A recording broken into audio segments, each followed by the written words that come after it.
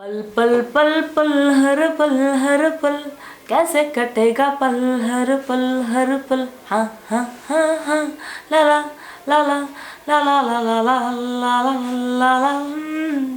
सो कैसा सारे स्वागत है अपने श्री आर के में। नमस्ते सभी को।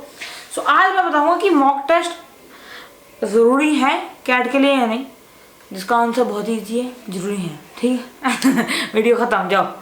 नहीं, ऐसा नहीं है। अब मैं आपको समझाऊंगा कि अगर ज़रूरी है तो किस हिसाब से देनी चाहिए और क्या गलतियां लोग जनरली करते हैं। और ये मैं जब इस बेसिस पे बोल रहा हूँ, मुझे कोई अहमदाबाद नहीं मिला, ठीक है ना, तो मैं वो बंदा हो सकता है कि मेरे से भी काफ़ी सयाने लोग हों ये चीज़ समझाने के लिए। मैं उन सयानों में से वन ऑफ द सयाना कह सकते हैं आप। तो मुझे कोई अहमदाबाद बेंगलोर नहीं मिला, टॉप कॉलेज जिसे कहते हैं वो नहीं मिला, पर यहाँ एक्सपीरियंस है पढ़ने का, तो उसके बेस पे बता रहा हूँ कि मॉक टेस्ट की क्या इंपॉर्टेंस है। सबसे तगड़ी इंपॉर्टेंस तो यही है कि मॉक टेस्ट जब आप देते हो ना, पहले तो 3 घंटे बैठ पाना। अब मुझे नहीं पता, पिछले साल 2 घंटे का हो गया था कैट, मुझे नहीं पता कि इस साल क्या, अभी कोई बात अभी तक कोई निकाली नहीं गई कि 2 घंटे का होगा 3 घंटे का होगा।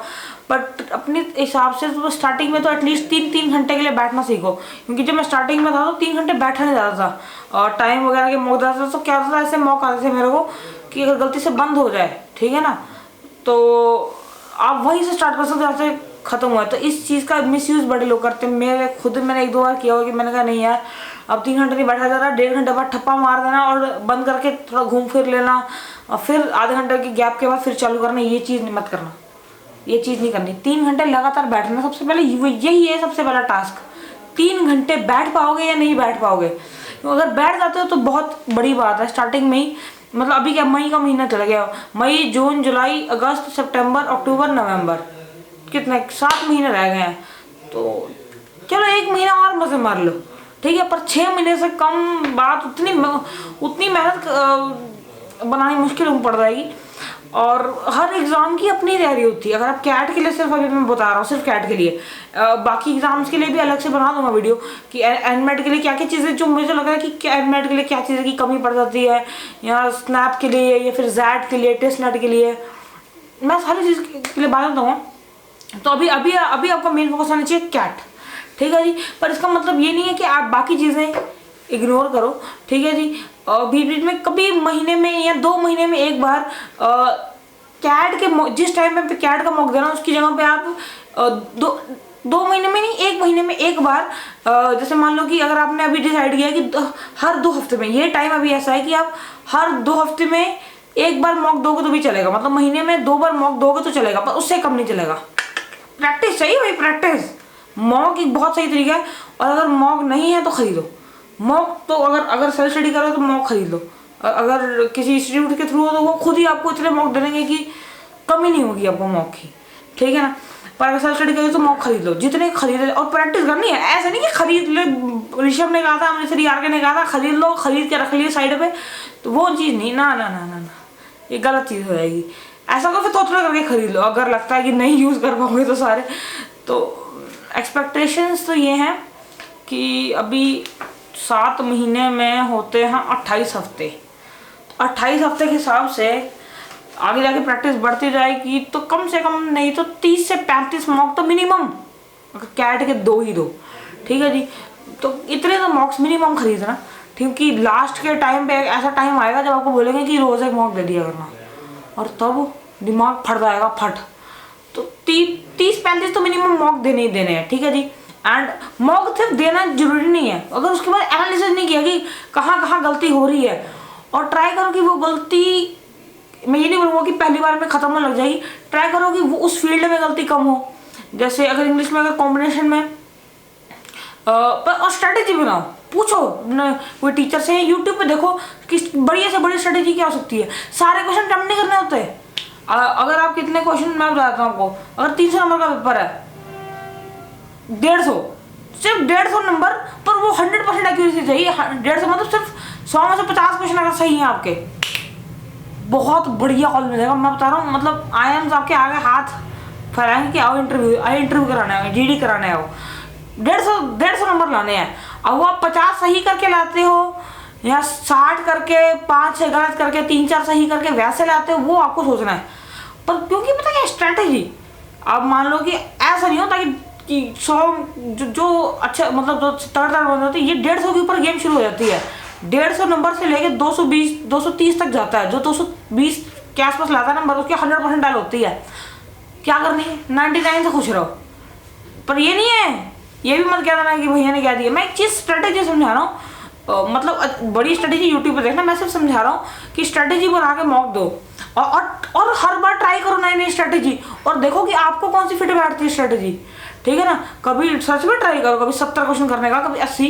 क्योंकि पता क्या होता है, जो ज़्यादातर मॉक्स होते हैं वो कभी कभी ना थोड़ी हाई लेवल के बनाए जाते हैं, ताकि अभी प्रैक्टिस और कैट में कुछ सेक्शंस का अचानक कभी इजी आ जाएंगे। जैसे हम मेरे टाइम में लॉग के कितने क्वेश्चन आ गए थे, 5-6 क्वेश्चन आ गए थे पिछले साल।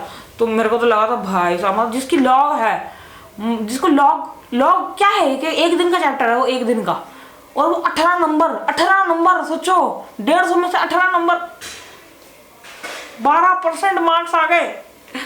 तो ऐसे स्ट्रेटेजी बनाओ कि किस तरह आपकी बेस्ट अप्रोच रहेगी। अभी तो ये टाइम है नई नई चीज़ों को ट्राई मारने का। अलग अलग स्ट्रेटेजीज ट्राई करो। एक बार अलग स्ट्रेटेजी आप देखो कि कोई स्ट्रेटेजी सेट बैठ रही है, और 3 घंटे बैठना भी इंपॉर्टेंट है, उसका एनालाइज भी करना जरूरी है। तो 3-4 चीज़ें हैं। अभी 2-2 हफ्ते बाद देते रहो मॉक, और ट्राई करो कि बीच में, जैसे मान लो कि एक कैट का दे दिया, मतलब इस महीने में जैसे मान लो कि इस संडे कैट का दे रहे हो, एक हफ्ता छोड़ के फिर दो एनमेट का दे दो। ठीक है, मॉक सबके देने हैं, मिस नहीं करना किसी का भी। जैड का दो, फिर 2 हफ्ते बाद बीच में कैट का एक दे दिया, फिर उसके 2 हफ्ते बाद जैड का दे दिया, उसके 2 हफ्ते बाद स्नैप का दे दिया, टेस्टनेट का दिया। और हाँ, एक चीज़ जरूरी है जो मेरे सर ने मुझे बताई थी, और मतलब ये ना, ये सारे देखो अभी मुझे नहीं पता कि ये वीडियो कितनी लोग देखते हैं या नहीं देखते, पर एक चीज़ समझ लो कि लगभग कितने ही बच्चे, लाखों बच्चे, 2 लाख बच्चा कैट देता है। ठीक है ना, पर सीटें कितनी हैं, मुश्किल से 500-600 सीटें हैं। अहमदाबाद में, बेंगलोर में मुश्किल से 1000 मान लो। चलो अच्छे आईएम्स, 3-4 आईएम्स अच्छे कोर्सेज में ला के मैक्सिमम टू मैक्सिमम कितनी सीटें होगी अपने पास, 2000। मतलब 1% बच्चे ही क्लियर होगा। ठीक है, तो इसका ये मैं समझ के चलो कि आपको सिर्फ अहमदाबाद में जाना, बेंगलोर में जाना है।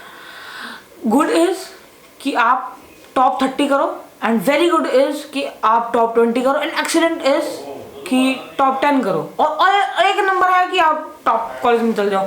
पर ये ना, जब आपका कैट का पेपर हो जाएगा ना, तो आपको ये टीचर ये चीज़ समझाएंगे कि ये कैट होगा, तो ये नहीं सोचना कि काम खराब हो गया। कभी कभी कहीं को होता है कि वैसे मॉक टेस्ट में आ रहे होते हैं कि बढ़िया 100, 120, 150 भी नंबर आ रहे होते हैं, और कैट में काम खराब हुआ होता है, 50 नंबर, 80 नंबर, 100 नंबर, 120 नंबर।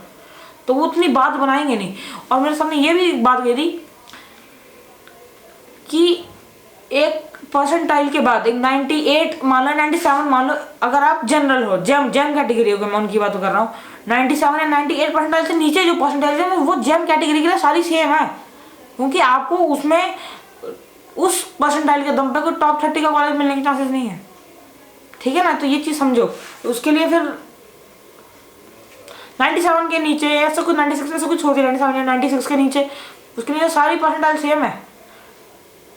तो और हाँ, 150 नंबर अगर लाने भी हैं तो इस तरह से आप चलाओ कि कट ऑफ है देखो, और प्रीवियस ईयर पेपर तो सॉल्व करो ही करो, उससे समझ आएगा कि कैसा साफ बनता है। ज़्यादा बहुत ही लंबी खींच गई, मैं इतनी लंबी खींचनी थी। बस ये है कि मैं समझाना चाहता था कि मॉक जरूरी है और किस तरह दिए जाए। बस अगर पसंद आए तो वीडियो को लाइक करना जी, शेयर करके अपने दोस्तों को, कैट वाले दोस्तों को, कमेंट करके, सब्सक्राइब करके बटन को हिट कर देना। नमस्ते।